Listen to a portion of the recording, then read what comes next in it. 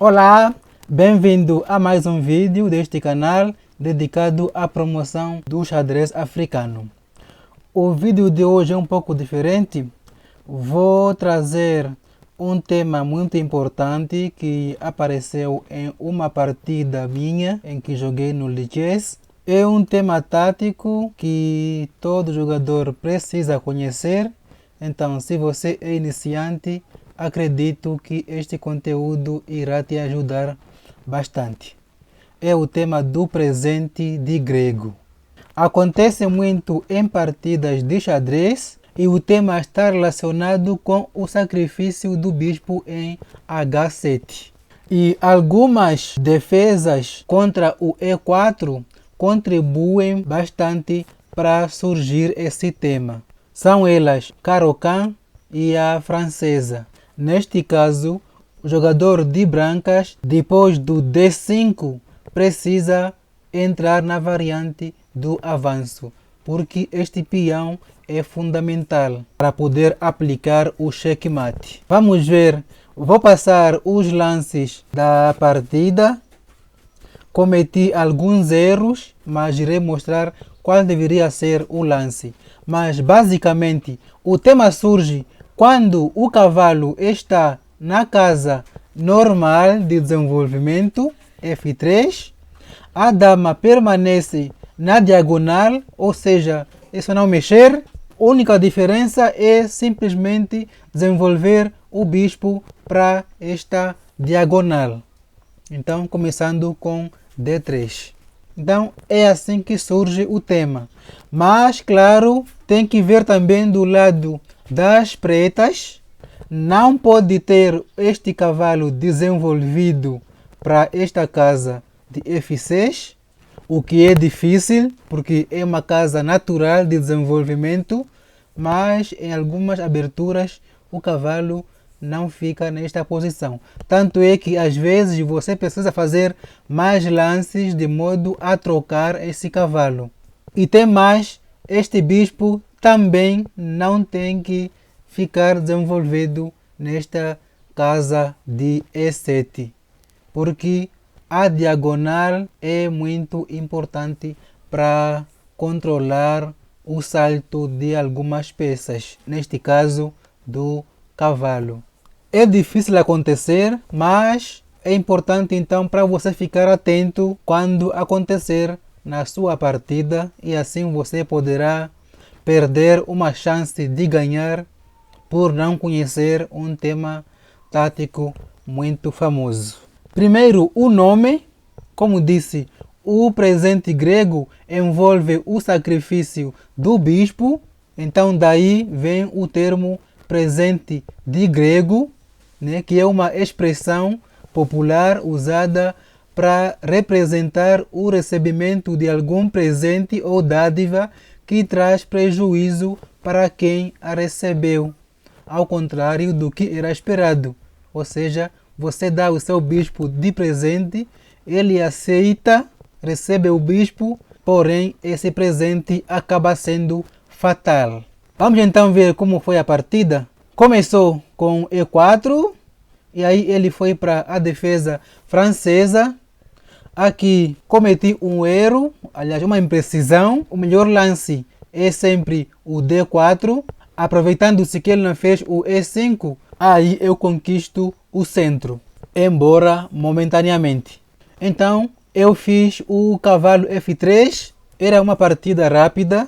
Geralmente esse é o meu segundo lance, porque geralmente as pessoas jogam o E5 ou o C5. São as defesas que eu mais encaro. Então fiz o cavalo C3 de modo mecânico, esperando que o adversário tivesse jogado um desses lances.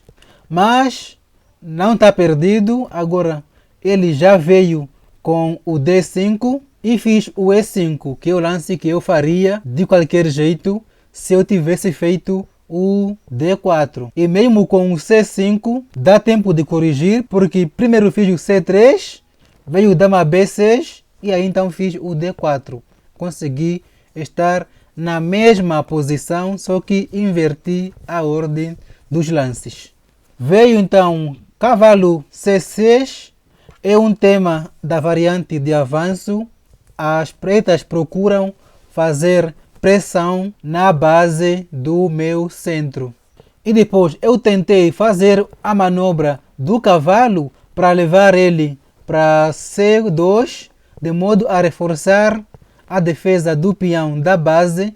Porém, isso foi uma imprecisão, porque ele tomou o peão de D4 e após retomar, então, ele capturou este cavalo com o bispo. E agora fiquei com os peões dobrados, sobretudo na primeira coluna, o que não é bom. Ele seguiu com o cavalo de G7. Aqui já era hora de colocar o bispo em D3, mas eu coloquei o bispo em E2, pensando que o peão estaria caindo, mas não, porque se o bispo fosse parar nessa casa de D3, ele não deveria capturar, senão perdia uma peça, uma vez que não pode tomar o cavalo, senão levaria este cheque perdendo a dama. Então perdi um tempo inteiro colocando o bispo em E2.